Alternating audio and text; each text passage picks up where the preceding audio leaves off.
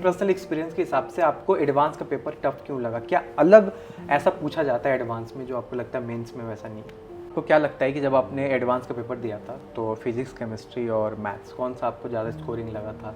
जो लोग भी 11 से आ रहे हैं वो क्या स्ट्रेटेजी बनाए, आपने क्या स्ट्रेटेजी बनाया था कि इतने अच्छे नंबर तक पहुंच पाए? सारे स्टूडेंट ऐसे सोचते हैं कि जो टॉपर्स होते हैं वो सिली मिस्टेक नहीं करते हैं जब क्वेश्चंस वगैरह सॉल्व करते हैं। तो आपको क्या लगता है सिली मिस्टेक ऐसे होते थे? आपके 350 प्लस बन रहे हैं तो सारे क्वेश्चन आपको आते थे जितने भी आपके ये नंबर आए हैं, या कोई ऐसा तुक्का लगा के भी आपने करा है? कई बार ऐसे सोचते हैं कि जो टॉपर्स होते हैं वो फ़ोन वगैरह नहीं चलाते, आप चलाते थे कि नहीं फ़ोन वगैरह, सोशल मीडिया वगैरह जैसे कि फेसबुक चलाते थे कि नहीं, इंस्टा और यूट्यूब ये सब चला? टाइम मैनेजमेंट आपका क्या था पेपर में? स्ट्रैटेजी क्या बने अपने पेपर अटेम्प्ट करने की? कोटा में आपका पढ़ने का एक्सपीरियंस कैसा रहा? जो लोग भी कोटा आना चाहते हैं उनको आप क्या मैसेज देना चाहेंगे? सो हेलो एवरीबॉडी, कैसे हो मेरे प्यारे भाइयों? तो आज का वीडियो बहुत ही खास होने वाला है। आज हमारे साथ वेद लाहौटी जो कि जेईई एडवांस के टॉपर इस बार के 2024 के हैं, तो इनसे काफ़ी सारे हम बातें करेंगे। आपको बहुत सारी जानकारी मिलेगी कि भाई इन्होंने कब कोटा आए और तैयारी किस तरीके से करे कि भाई आज ये इतना अच्छा कर पाए, आज लाखों बच्चों के लिए इंस्पिरेशन बन गए हैं। तो वेद, वेलकम टू माय चैनल। और सबसे पहला सवाल कि कहाँ से आप बिलोंग करते हैं? मैं इंदौर से हूँ। ओके, तो कोटा कब आए थे आप? कोटा में 2 साल पहले 11th में जेईई की प्रिपरेशन के लिए आया था। ठीक है, तो आते साथ यहाँ पे एलन में कैसे टीचर्स वगैरह मिले आपको कोचिंग में? कोचिंग में तो बहुत अच्छे टीचर्स हैं। ठीक है, मतलब बहुत हेल्प कर, सब कुछ बहुत अच्छे से पढ़ाते हैं, बहुत एक्सपीरियंस्ड भी हैं। ओके, ठीक है। तो वेद, कैसा लग रहा है जब आप देख रहे हो कि भाई इतने अच्छे मेरे नंबर बन रहे हैं? मतलब कभी सोचा था कि इतने आ सकते हैं मेरे? मतलब मेरी परफॉर्मेंस तो टेस्ट में अच्छी ही चल रही थी, पर इतना नहीं सोचा था कि इतने आ जाएंगे। ठीक है, तो यहाँ पे टेस्ट वगैरह होता था तो कि कैसे, मतलब कि नंबर आपके रहते थे कैसे? मतलब 330 तो 330 से 340 तक रहते थे। इतना नहीं सोचा था कि 350 भी क्रॉस हो जाएगा ऐसा।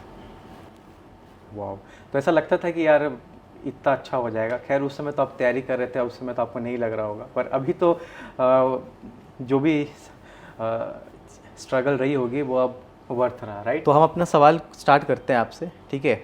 सबसे पहले कि तो क्या लगता है कि जब आपने एडवांस का पेपर दिया था तो फिजिक्स, केमिस्ट्री और मैथ्स कौन सा आपको ज़्यादा स्कोरिंग लगा था? इसमें तो मेरी तो तीनों की बहुत अच्छे से प्रिपरेशन थी, पर फिर भी मुझे थोड़ा फिज़िक्स और मैथ्स ज़्यादा अच्छे लगे थे। केमिस्ट्री में थोड़ा सा मतलब जितना मैंने पढ़ा था, जैसा मैंने पढ़ा था उस हिसाब से मुझे थोड़ा केमिस्ट्री कम अच्छा लगा था।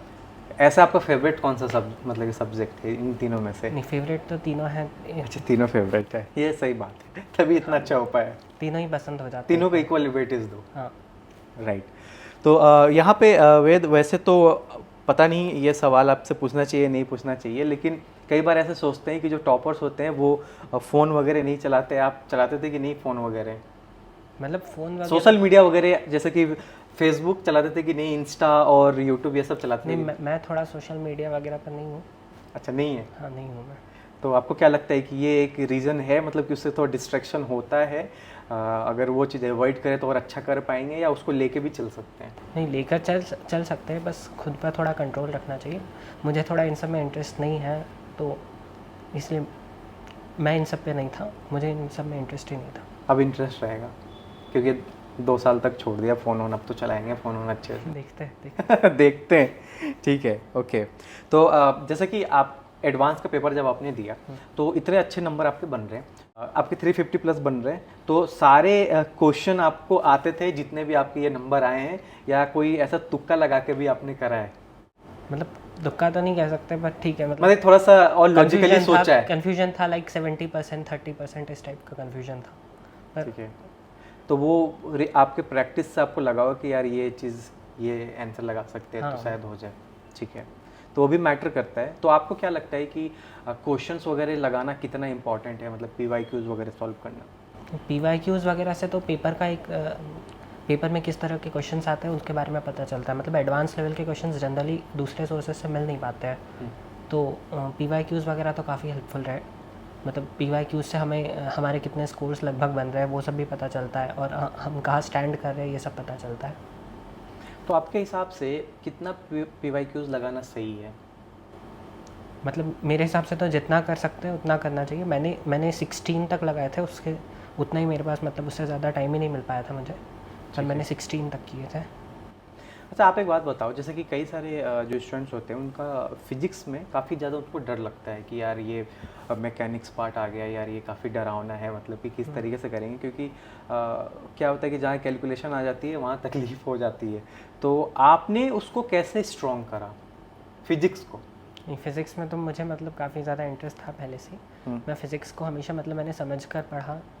मतलब एक बार फिज़िक्स होता ही ऐसा है कि एक बार समझ आ जाए तो उस क्वेश्चंस मतलब खुद से ही सॉल्व हो जाते हैं, उसमें दिमाग लगाना ही नहीं पड़ता। फिज़िक्स इस तरह का सब्जेक्ट होता है। राइट।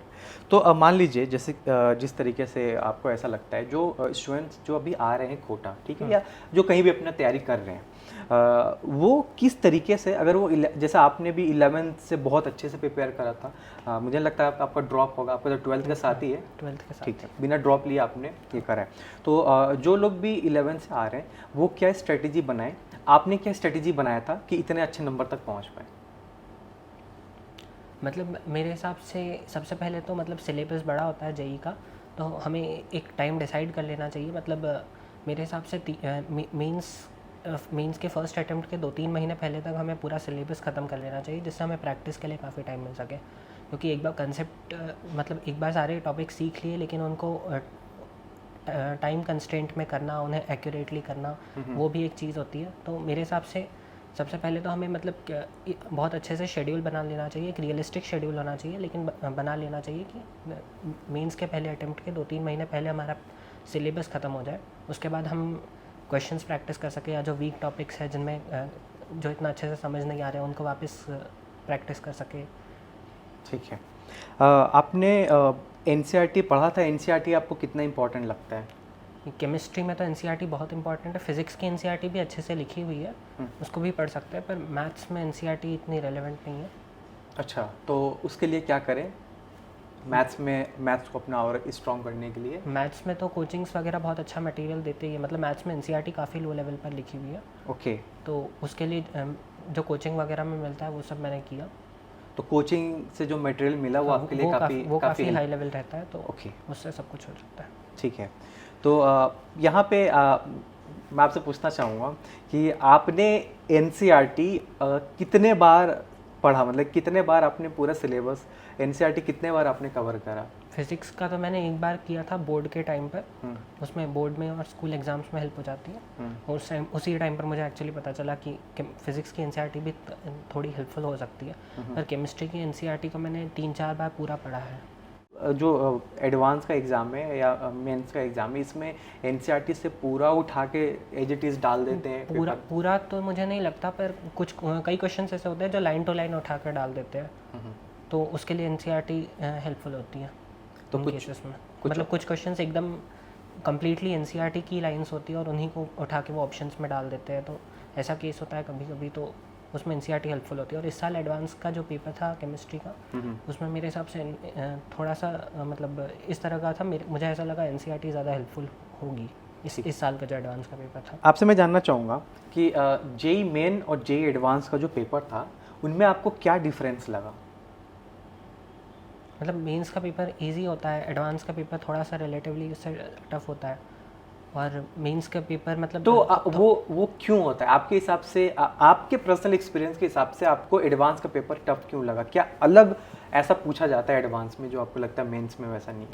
मतलब मेरे हिसाब से तो एडवांस थोड़ी ज़्यादा कंसेप्चुअल होती है, थोड़ी ज़्यादा लेंदी क्वेश्चंस होते नहीं, लेंदी नहीं होते, मतलब आपको कंसेप्ट अगर बहुत अच्छे से आता हो तो ही आप एडवांस के क्वेश्चंस सॉल्व कर सकते हो। मेंस के कई क्वेश्चन तो ऐसे होते हैं कि डायरेक्ट आप फार्मूला लगाओ सॉल्व हो जाए, और फिजिक्स वगैरह में तो पर्टिकुलरली ये बहुत ज़्यादा डिफरेंस दिखाई देता है। फिजिक्स में तो मेंस में काफ़ी ईजी क्वेश्चन आते हैं, ठीक है, और एडवांस में काफ़ी अच्छे क्वेश्चन आते हैं फिजिक्स में। ठीक है। तो और मतलब पर्सनली जब मैं प्रैक्टिस टेस्ट दिए तो मेंस के टेस्ट तो मेरे काफ़ी पहले हो जाते थे, काफ़ी टाइम बच जाता था, लेकिन एडवांस के टेस्ट में मतलब कई टेस्ट ऐसे हुए मेरे प्रैक्टिस टेस्ट की छूट गए, या एकदम एंड टाइम पर हो गए। ठीक है। तो टाइम कंस्ट्रेंट भी मुझे ऐसा लगा एडवांस में ज़्यादा होता है। जब आपने पेपर स्टार्ट करा था, मेंस का सबसे पहले ले लेते हैं क्योंकि ज़्यादा बच्चे तो पहला तो वही है, पहले उसी में अपीयर होना है स्टूडेंट्स को। पहले कौन सा आपने सब्जेक्ट से स्टार्ट करा था, मतलब कि टाइम मैनेजमेंट आपका क्या था पेपर में, स्ट्रैटेजी क्या बने अपने पेपर अटेम्प्ट करने की? नहीं, ये तो मेरा दोनों पेपर मेंस और एडवांस में भी दोनों पेपर्स में सेम ही था। मैंने सबसे पहले केमिस्ट्री अटेम्प्ट किया और जितना उसमें टाइम बच सके उतना समय बचा लिया। उसके बाद मैं फ़िज़िक्स पर गया और मैथ्स दोनों में, मेंस और एडवांस दोनों में ही लेंदी होती है, तो जितना टाइम बचा मैंने सारा पूरा मैथ्स को दिया। ओके। ये मतलब हमारी एक कॉमन स्ट्रैटेजी थी, जिससे क्योंकि केमिस्ट्री में काफ़ी कम टाइम लगता है और मैथ्स में ज़्यादा टाइम लगता है, और एक क्वेश्चन के मतलब दोनों सब्जेक्ट्स में करने पे एक क्वेश्चन करने पे इक्वली मार्क्स मिलते हैं। तो हम केमिस्ट्री पहले कर लेते हैं, जिससे केमिस्ट्री में कोई क्वेश्चन ना छूटे, मैथ्स में छूट भी जाए तो उतना लॉस नहीं हुआ। राइट। तो कुछ और सवाल हम पूछेंगे आपसे कोटा से रिलेटेड, कि जब आप आए यहाँ पे और जब आपने क्लासेस वगैरह करा, कई सारे स्टूडेंट ऐसे सोचते हैं कि जो टॉपर्स होते हैं वो सिली मिस्टेक नहीं करते हैं जब क्वेश्चंस वगैरह सॉल्व करते हैं, तो आपको क्या लगता है सिली मिस्टेक ऐसे होते थे? नहीं, सिली मिस्टेक्स तो होते हैं, सबसे होते हैं। ठीक है। और जब क्लास में कई ये भी सवाल कई लोग पूछते हैं कि जो टॉपर्स होते हैं वो क्या क्लास में उनके डाउट्स होते हैं, वो क्या वो भी हाथ रेज करके टीचर से पूछते हैं, डाउट काउंटर पर जाते हैं, वैसे ही टीचर को तंग करते हैं? आपको लगता है कि ऐसे डाउट्स वगैरह आपको आते थे तो आप पूछते थे टीचर से? हाँ हाँ, सब सेम ही होता है वो तो। सब सेम होते हैं, कुछ अलग नहीं है, आपके बीच में से ही है, बस यही है कि मेहनत करके अच्छा स्कोर करें। ठीक है, राइट।